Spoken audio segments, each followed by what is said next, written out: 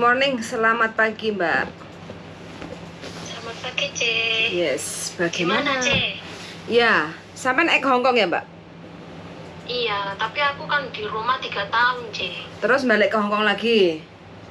Iya. Oke, berarti ini masalahnya sampai masuk ke Hongkong. Sampai cerita dulu, masalahnya gimana? Biar saya bisa mencerna jawabannya. Kan cuma nanya itu loh, C, masalah yang katanya visa yang sekarang kan kertas putih lembaran itu, C. Iya, Katanya elektrik. itu kan cuma Iya, kayak itu kan katanya kan cuma 1 tahun itu harus jutking ya, C. Apa betul, C? Itu bagi teman-teman yang di Hongkong finish kontrak atau renew majikan, renew kontrak. Oh, itu berarti yang khusus yang di Hong Kong gitu, C. Betul. Oh, gitu ya. Berarti yang dari Indo gak usah ya, C? Nggak usah, terkecuali kalau visanya cukup 2 tahun. Oh, gitu. Visanya cukup 2 tahun apa enggak sampean kemarin waktu masuk Hongkong? Gak cukup, C. Soalnya kan pasporku kan gak ada 2 tahun, C. Habisnya kapan visanya? Paspore? 2024 bulan September. Itu di paspor? Iya. Terus visanya waktu sampean masuk Hongkong bulan? Tahun? Ya 2024 September apa Oktober gitu loh. Masuk Hongkong? Tanggal 16. Enggak, Iya. masuk Hongkong 2022. Masuk Hongkongnya? Masuk Hongkongnya 2023 kemarin ini. Oh, masih baru sampean. Masih seger. Iya. Baru nyampe Hongkong. Iya. Oke. Berarti kalau seperti ini saya hanya membaca dari cerita sampean ya, karena saya kan nggak melihat visa sampean kayak gitu kan. Kalau saya baca dari pertanyaan sampean, mulai dari datang ke Hongkong, terus visa, terus habisnya paspor kayak gitu kan. Itu sampean nanti selepas renew paspor, sampean harus extend visa ke imigrasi untuk melengkapi visa sampai finish kontrak. Begono, Mbak. Oh, gitu ya, C. Yes.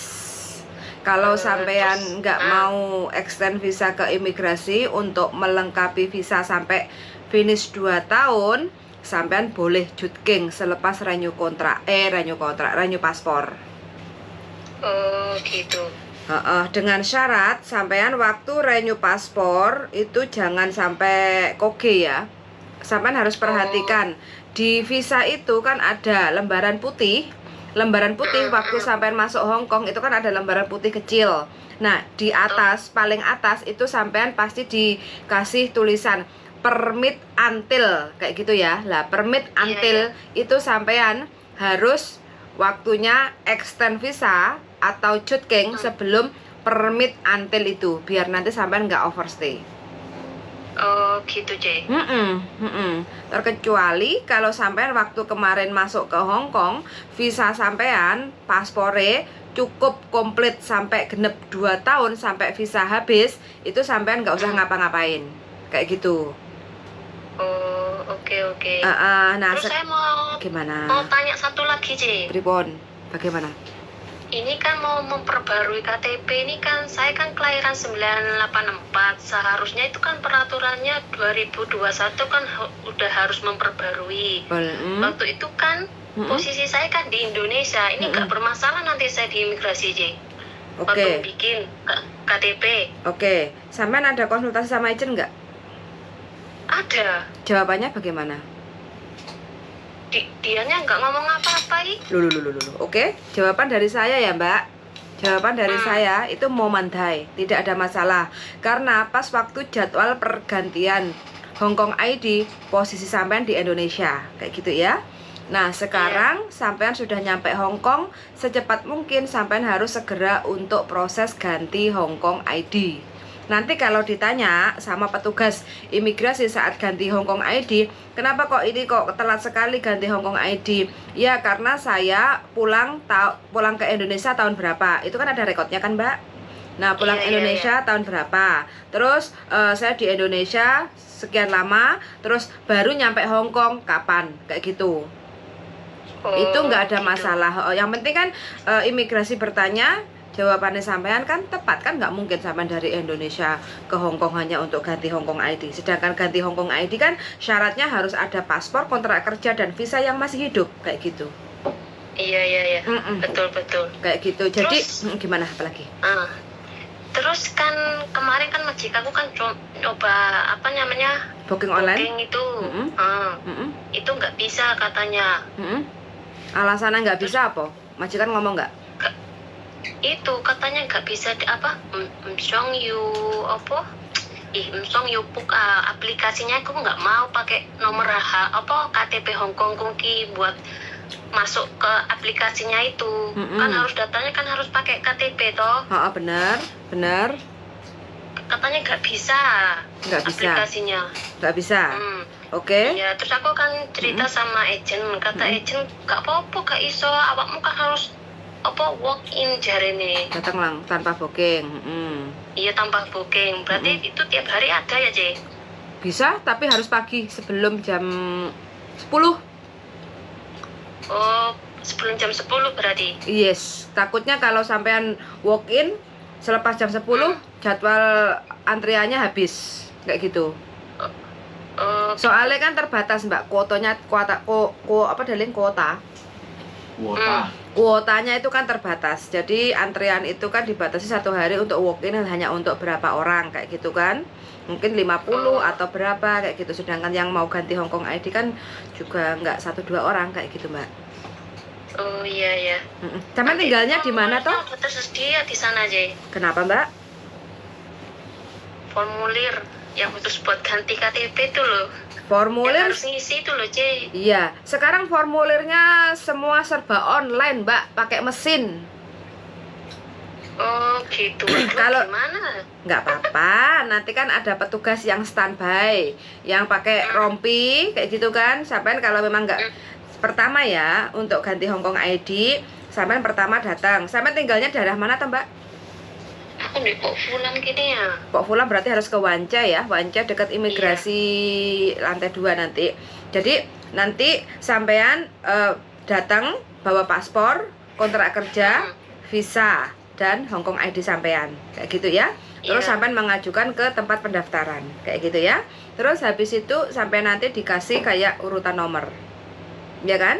Terus sampean lihat di TV urutan nomor itu, sampean datang masuk ke jendela nomor berapa kayak gitu ya. Nah sebelum sampean masuk datang ke jendela nomor berapa, sampean disarankan untuk ngisi formulir. Nah ngisi formulirnya itu kan pakai mesin. Nah kalau sampean memang benar-benar nggak bisa, karena kalau nggak bisa masukinya salah, itu kan pasti nggak bisa dimasukkan confirm kayak gitu kan, nggak bisa. Jadi di situ banyak petugas yang berdiri pakai rompi. Sampean bilang aja muka usher, atau kalau perempuan ya madam kayak gitu ya. Muka usher atau madam kayak gitu. Hom hoi pongpong ngosawa ngom mai hosek yak liko poma kayak gitu. Nanti pasti dikasih tahu. Oh iya. Nanti sampean dibantu di sampingnya, karena kan ini dokumen pribadi. Kalau sampean nggak minta tolong, petugas imigrasi itu nggak bantu sampean kayak gitu loh. Kalau orang Hong Kong itu kan data pribadi kan nggak mau di belakangnya, kan nggak mau tanpa izin dari yang bersangkutan kayak gitu. Bilang aja muka asyar homoi pawongo sawa ngom mau se yapli kopo mah kayak gitu kan. Nanti dikasih tahu ini masukin nama suami kamu, terus ini masukin alamat sesuai kontrak kerja kamu tinggalnya di mana kayak gitu kan. Nah nanti kalau udah oke fix kayak gitu kan, tinggal dikonfirm. Terus sampai tinggal duduk lihat TV urutan nomor, terus habis itu sampai tinggal masuk ke dalam sesuai jendela yang sudah tertera di layar TV itu. Terus habis itu sampai nanti tinggal jempol kanan kiri. Kalau udah fix oke sesuai nama sampean, yang penting tidak ada data ganda kayak gitu kan. Terus nanti sampai langsung difoto kayak gitu. Selepas foto baru nanti sampai suruh keluar lagi ngambil KTP yang sementara itu. Begitu aja Mbak ceritanya. Sampai datanya sama toh? KTP lama sama KTP yang sekarang datanya? Semuanya sama, Cik. Oke, nggak ada masalah. Terkecuali kalau ada teman-teman yang mungkin 10 tahun yang lalu ke Hong Kong pakai nama beda, itu biasanya waktu ganti Hong Kong ID suruh nunggu 3-4 jam. Habis itu dikasih lembaran surat, baru nanti disuruh datang ke Kowloon B untuk sidang kayak gitu. Oh gitu gitu. Ha-ha, Iya. kalau proses sampean lancar nanti nggak ada masalah, berarti sekitar setengah jam udah beres Mbak, kayak gitu. Oh amin amin. Ha-ha, Makasih ya Ce. Iya, yang penting pertanyaannya nanti ditanya sama petugas imigrasi, kenapa kok baru sekarang bikin Hongkong ID kayak gitu ya.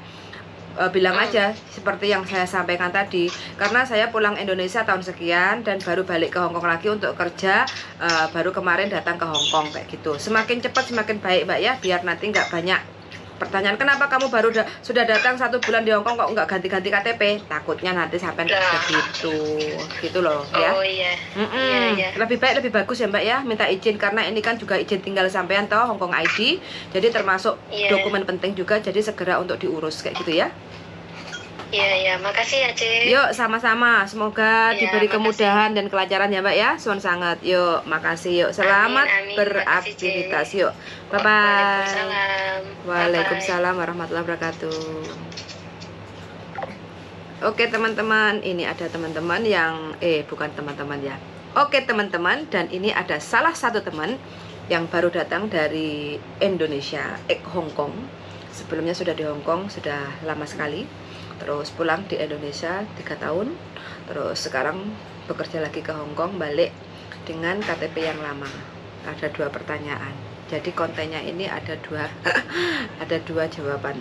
Pertama, baru datang ke Hongkong dengan paspor yang tidak genap 2 tahun. Apakah harus cutking? Ya, harus. Selepas renew paspor, sebelum batas izin tinggal yang ditentukan sama imigrasi waktu masuk ke Hongkong, itu kan pasti ada izin tinggal, itu dia harus cutking atau renew, bukan cutking, dia teman salah satu ini harus cutking selepas renew paspor, atau harus extend visa selepas renew paspor. Begitu aja ya, kok aku bingung ngalor ngidul ngitan ngulon jawabannya. Lesu ya, bener, karena lapar. Terus yang kedua, mbaknya ini jadwal untuk ganti Hongkong ID itu kan 1 tahun yang lalu, sedangkan posisi 1 tahun yang lalu mbaknya masih di Indonesia. Pertanyaannya, nanti ada masalah apa enggak? Enggak ada masalah. Jadi ada pertanyaan tinggal jawab, karena posisi di Indonesia jadi tidak bisa untuk ganti Hongkong ID tepat waktu sesuai jadwal yang sudah ditentukan. Begitu teman-teman ya. Jadi kalau teman-teman ke Hongkong tahun berapapun itu, kalau belum ganti Hongkong ID, nyampe ke Hongkong segera untuk proses ganti Hongkong ID, biar nanti nggak terlalu banyak persoalan atau permasalahan kayak gitu. Perwetan, itu kata bujuku, karena bujuku senengannya wong ruwet-ruwet. Iya tak Deling? Jadi mau seneng wong ruwet-ruwet ta. Nah, nyamak nyamuk bujuku. Iya, ruwet. Gimana? Ya nggak apa-apa. Aman? Namanya orang bingung. Orang nanya ya dijawab. Yang bisa ngasih jawaban ya kita jawab. Jangan orang nanya dicelatu. Yo, Joto. Kita berarti orang sakit kalau nyelatu. Iya. Darah tinggi. Betul. Perlu periksa tensi darah. Kalau orang nanya dicelatu, berarti sing nyelatu sesat pikir.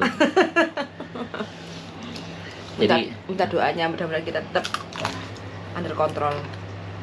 tidak sesat pikir. Tapi kalau dikasih tahu tapi ngeyel. Enggak apa-apa. Terus Ya harus dengerin pengayalannya dia. pengeyelannya dengerin ya. Karena sebenarnya dia bukan nanya, Terus argumen dia memastikan. Apakah dia yang benar? Apakah dia sudah benar? Makanya memperbandingkan. Nanya. Enggak apa-apa. Gak apa-apa ya. Soalnya aku kan ya tukang ngeyel. Karena ya tukang panggil. Nah, memperbandingkan argumen. Enggak apa-apa. Itu hak dia. Tapi ketika pada ujungnya, ya wes, kalau logikanya kita bisa terangkan menurut logikanya dia masuk, pasti dia akan ngikut. Ya, oh iya C, oh iya makasih, oh iya. Oh begitu ya. Nah itu. Tapi ketika logikanya nggak masuk, dia akan bertahan dengan argumennya dia. Pengajarannya. Lo nggak apa-apa, kan dia bertanya. Yang punya masalah kan dia, bukan kita. Kenapa kita harus pusing ketika dieyel orang? Kandani kok ngeyel, lo yuk ngapain kan? Versi pengalamanku, versi pengalamannya dia, versi pengalamanmu kan pasti beda-beda. Nah, tapi dari perbedaan itu ditarik konklusinya ada yang sama nggak? Jadi kita hidup itu nyari, wes pasti beda. Tapi kalau dicari bedanya ya ribut, mesin. Tapi kalau dicari samanya, ya yo apa carane dadi ini kan kayak gitu. Nggak apa-apa, boleh. Nggak masalah. Nggak dilarang ya, wajar. Berarti cik iso mikir. Tapi nek menurut kita kengeyelannya dia salah ya disenyumin aja. Biarkan dia dalam kesalahan. Kita udah memberikan. Ngono loh, Mbok De. Bagi yang ngeyel. Intinya enggak apa-apa ya. Bebas. Gak usah dipermasalahkan ke sebuah kengeyelan. Namanya orang bisa sama-sama bisa mikir. Nah, nek ade ngeyel, cara sing wong wis dinyatakan edan, nah baru dhewe iki padha. Nah, jelas dinyatakan edan. Kok cek ngeyel? Kok ade ngeyel? Closingnya Hening? Closingnya, jangan lupa sarapan supaya selalu sehat hati dan pikiran. Stay tune in my YouTube channel Sandro Jabri dan Yulili. Soal sangat ya teman-teman semuanya. Mudah-mudahan teman-teman semuanya selalu diberi kewarasan, sehat walafiat, diparingi rezeki sing lancar. Terus kalau ada pertanyaan, monggo komen-komen di channel YouTube saya. Kita berdiskusi, mana tahu bisa membantu masalah-masalah teman-teman semuanya. Soal sangat dan see you the next video. Bye bye darling. AU